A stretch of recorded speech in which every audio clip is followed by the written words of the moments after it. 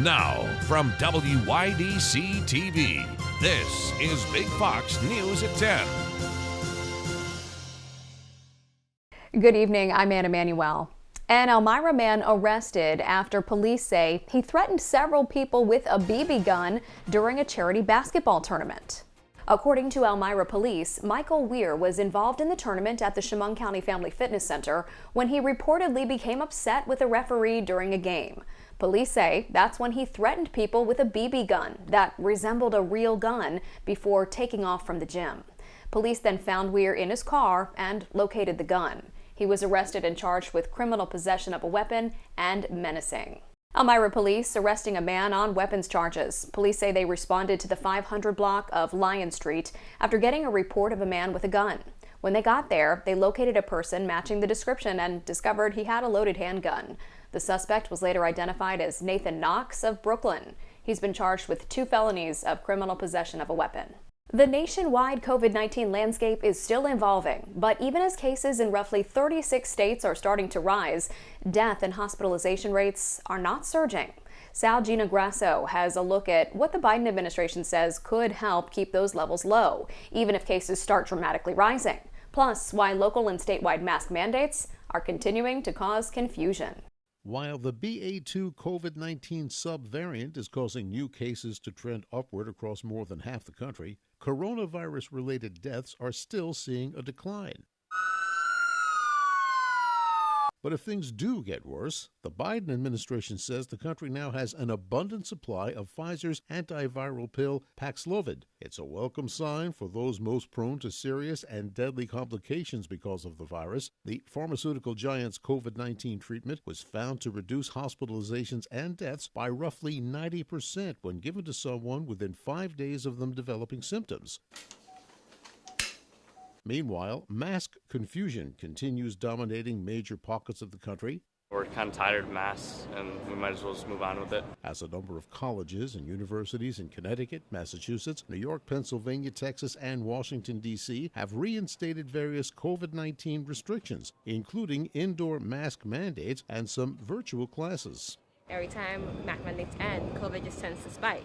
So I prefer a mask on. This comes as Los Angeles County brought back its mask mandates Friday for those riding on public transportation and using facilities like bus and airport terminals. Philadelphia, on the same day, dropping its indoor mask rule days after reimposing it.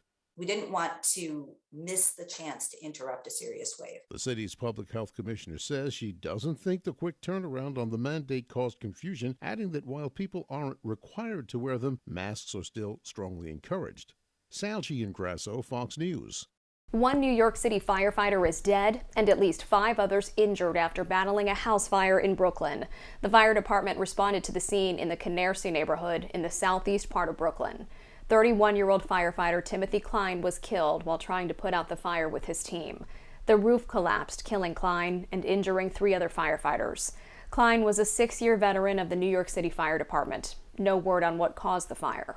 It gives us great pain and sorrow to announce that New York City has lost one of its bravest, Timothy Klein, a 6.5 years as a firefighter, 31 years old, coming from a rich tradition of dad and other relatives who are firefighters. The national average price of gas is dropping, but the costs are still causing headaches for consumers. Chris DeMio has more on why some lawmakers on Capitol Hill are accusing oil companies of price gouging. The national average price for a gallon of gas continues trickling downward, decreasing by 3 cents in the past 2 weeks to $4.24 a gallon, according to industry analysts at the Lundberg survey. It's definitely nice being a commuter and seeing the prices go down. In total, the average price for gas has fallen by 19 cents over the course of 6 weeks, but many consumers say they're still far too steep. With the Lundberg survey reporting prices are about $1.27 higher than they were this time last year. A lot of my friends are doing it just to take advantage of the cheaper prices. George Mason is one of many Americans on the hunt for lower-priced gas. Mason lives in Florida and says he travels across state lines to Georgia, not for peaches, but to save some green at the pump. It's not the moms and pops who run these who's run these gas stations who are at fault. It's their corporate parent. Meanwhile, Senate Majority Leader Chuck Schumer says corporate greed is partially to blame for the sky-high prices, accusing oil companies of using the ongoing war between Russia and Ukraine as an excuse to jack up costs. But he has a plan. Go after the oil companies and go after gouging. Schumer announcing Sunday he expects President Biden's pick for the Federal Trade Commission will be confirmed sometime this week. This will give Democrats a 3-2 majority on the agency so they can investigate if oil companies are indeed price gouging. However, the American Petroleum Institute says gas prices are not set by specific oil companies, citing supply and demand are what dictates the cost of gas. Chris DeMeo, Fox News. While some may be penny pinching to make it through inflation, many will be spending big for Mother's Day. The National Retail Federation says consumers will shell out and in record amounts this year. Total spending could reach about $31.7 billion for gifts. That's up $3.6 billion over 2021. The average consumer will spend about $246 on Mother's Day purchases. As bird flu cases keep spreading, many farmers are thinking of keeping their hens indoors. The U.S. Department of Agriculture is encouraging moving chickens indoors to protect them against the ongoing illness. Chickens are classified as pasture-raised because of the time and space they need outside. However, some industry executives say moving the hens indoors won't lower the risks, adding keeping them outdoors would strengthen their system against it.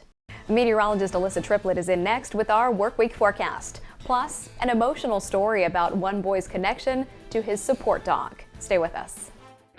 Here's your local stock market update from Big Fox.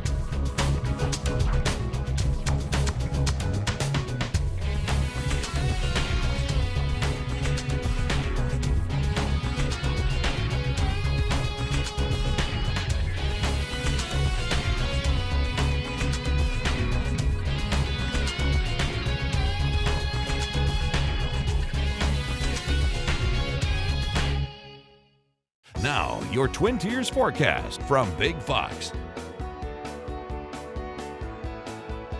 Well, it was a warm afternoon under that sunshine across much of New York, but we are looking at some colder weather that is going to be dropping its way in. But overall, just looking at high temperatures over the last few days, Saturday turned around to about 66 degrees and then was able to hit 84 degrees on Sunday. So a warming period pretty much since last Thursday now, where Monday high temperature did top off just around 78 degrees as we have been anticipating a cold front to work its way across the state. And that is going to bring in some showers activity through the overnight. Might see sometimes some isolated wind gusts, maybe even a rumble of thunder, but overall not expecting any widespread severe weather for our region. But what we will be watching as we step through an active forecast is that this isn't the last of the precipitation. We'll end it off at times as we step into your Tuesday, but still will have a slight mention of an isolated shower as Tuesday is going to turn cooler. But it doesn't stop there. There will be an enforcing cold front behind the cold front that is causing for some showers today, and that is going to bring even colder temperatures on Wednesday and cause for some isolated mixed precipitation into that Wednesday forecast. So what we mentioned about two different cold fronts, here's the one that is bringing some rain showers overnight. By Tuesday morning, it should have pushed past the Elmira area. Still will have some chances for some showers through at least the mid-afternoon for some isolated rainfall. Not expecting it to be heavy, just some spotty showers to track. But then between these two cold fronts, we are going to stay under overcast skies and watch temperatures gradually fall. This is going to be the cold front that's going to allow for the temperatures to get even colder for your Wednesday and potentially even linger into your Thursday. So watching the forecast starting tomorrow morning, you see that those showers still linger across the area. Not expecting much accumulation really after 7 a.m., but we'll keep a chance for a sporadic shower to develop with that moisture in between those two frontal systems. Then by Wednesday morning, that secondary cold front moves in, that colder air fills in, and that's where we're seeing some of that blue pop up, some snow showers possible. As for accumulation, very, very minimal if anything, but a dusting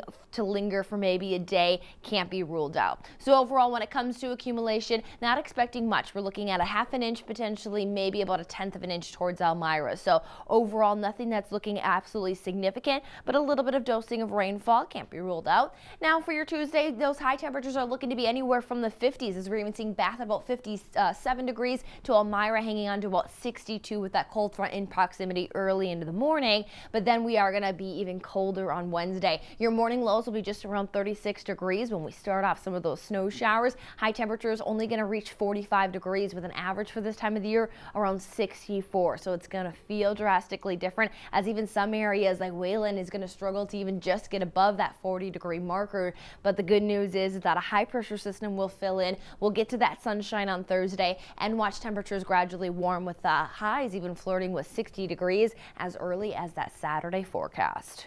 A Texas judge invites Disney to move from Florida. Airlines turn to buses amid the pilot shortage, and a new survey says about 20% of prime-aged workers could leave their jobs within a year. Cheryl Casone has more in today's Business Briefs.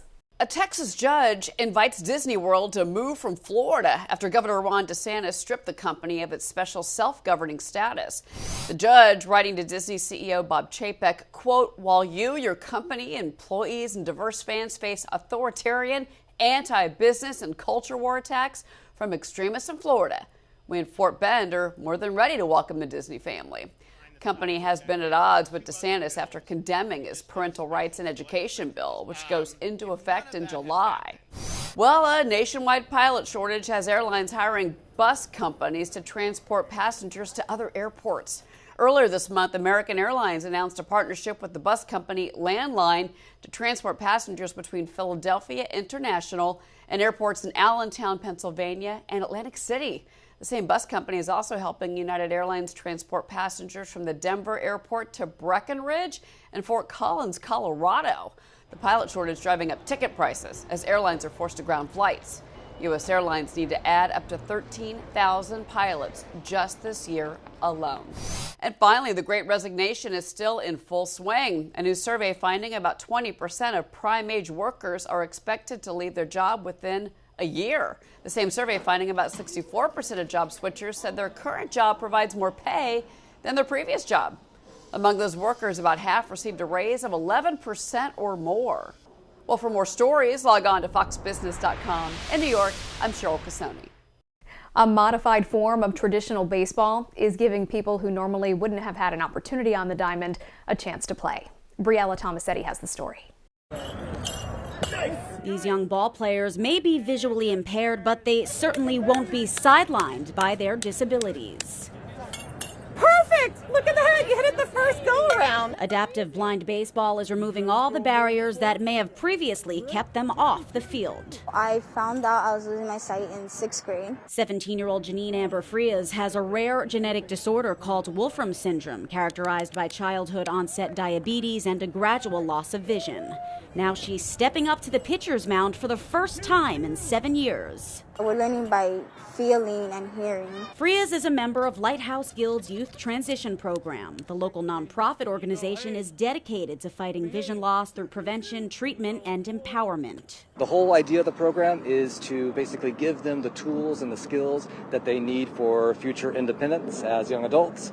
So there's a lot of teaching that goes on, but it's also about fun. More than a dozen teenagers learning how to pitch like pros, hit homers, and run the bases. Whoa, you are cooking.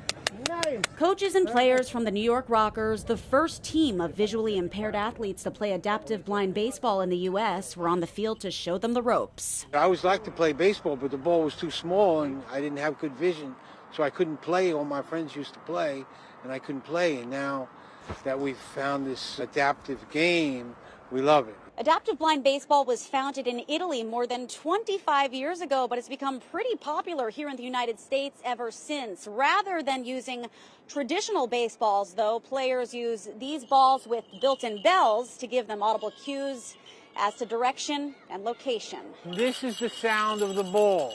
Okay? So here's how the game works. First, the batter drops the ball and swings with one hand. A coach stands at first base with a horn to indicate where the batter needs to run, and then another instructor stands at second base with clappers to help the runner get there. Yeah.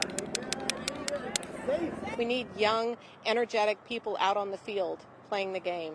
And so today was, I can't tell you how many times I had goosebumps. The players proving above all that America's pastime can be enjoyed by just about anyone. We learned that we have a connection in a few things, like our vision. We're all different, but we're all the same. Reporting from Riverside Park on the Upper West Side, Briella Tomasetti, Fox 5 News. A 4-year-old boy diagnosed with autism since the age of 1 has just received a new support dog. As Anita Roman tells us, the family sees this dog as a sign of hope and newfound freedom. Hello, my name is Declan. And my name is Amber.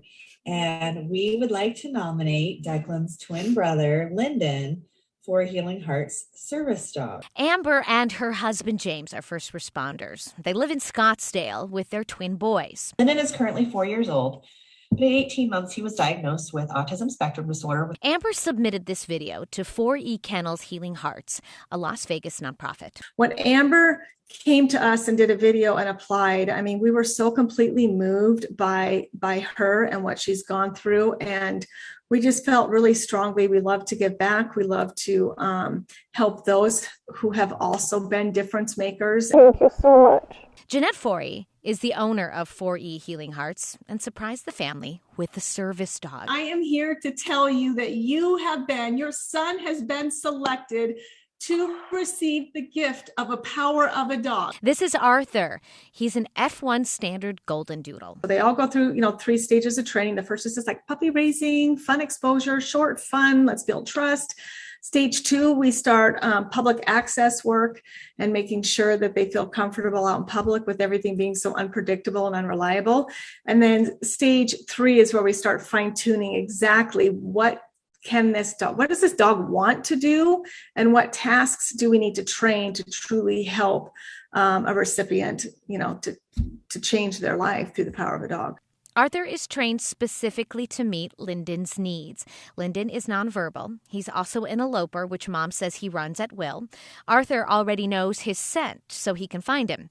Lyndon has a light sensory process disorder as well, and he doesn't like to get dressed. Arthur, from 8 weeks old, he has been being dressed up in all sorts of type of gear, and he loves it. He gets rewarded for it. So our goal is that Arthur will get dressed every morning too, and then hopefully Lyndon will see my dog's getting dressed, even though he can't articulate it, right? Just for him to have that sense of calmness and being with him all the time instead of my panic all of the time, and to have a friend that knows him and loves him for who he is. Arthur will help Lyndon find a focus point when he's stressed or anxious. That could be during family outings or even at home. The dog will empower Lyndon and his family in a way only these special pups can do. It gives us hope. It gives us better freedom and hope, better opportunities for being able to do things with our family outside of our house. A large majority of Americans who are planning a summer vacation expect those plans to change due to inflation. The Bankrate.com survey found nearly 7 in 10 people expect to alter their summer plans, citing rising prices across the country as what's making them change their minds.